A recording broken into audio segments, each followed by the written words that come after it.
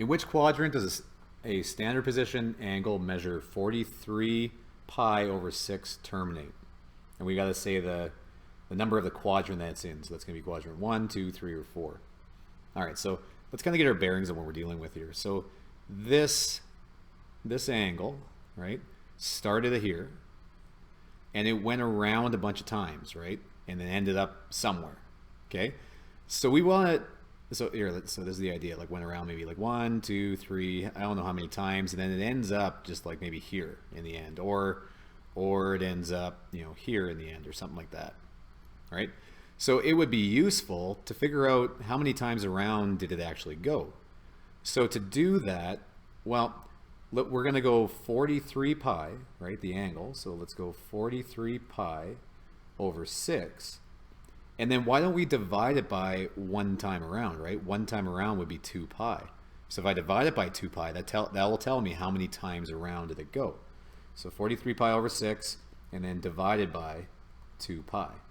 Now, we can, you know, divide by a fraction, so we would, you know, flip those upside down. So that'd be the same thing as 43 pi over 6 times 1 over 2 pi.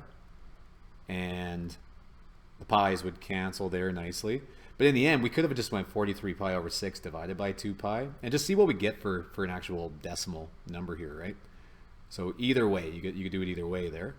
But if you actually put that in, you get 3.58, right? And then it's 3.58333 like repeated, right? But 3.58. All right. So what does that mean? That means 3.58 times around.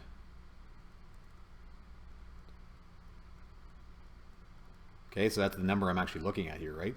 So that means that, you know, you start here and you'd go around 1 time, 2 times, 3 times, and then 0.58 more, right? So that would be over half, and then a little more. So which quadrant am I in?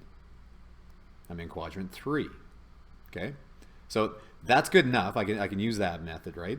But just to go a little farther, what if the question asks, you know, what is the reference angle? Maybe that's what they were asking here. So what is like alpha? Okay, well, we could figure that one out too, right? Because if we know it goes around 3 and whatever times, then what I could do is I could figure out what the angle was going around 3 times and then to here again, right? So, and then to, sorry, here again, right? So 3.5 times around. Well, 3.5 times around, well, 1 time around is 2 pi, and then 2 pi, 2 pi. So that's, so 3 times around would end up being 3 times around times 2 pi, right? And then another half times around, so that was 6 pi. And then another half time around is 7 pi, right? So I know that to there would be 7 pi. So now all I would have to do, if I know that all the way to here was 43 pi over 6, then what we can do is go 43 pi over 6 and then subtract 7 pi. All right, that should do it. Okay, so I'm going to give them the same denominator. So this would be the same thing as 43 pi over 6 minus 42 pi over 6. Just multiplying the top and bottom by 6. So that would be the same thing as, so 43 minus 42 is just 1, so just pi over 6. So that would be our reference angle there as well, right? To give us a reference. But yeah, in the end, we didn't really need that either, did we? We just wanted to know which one it ended in, so 3 should be good enough there.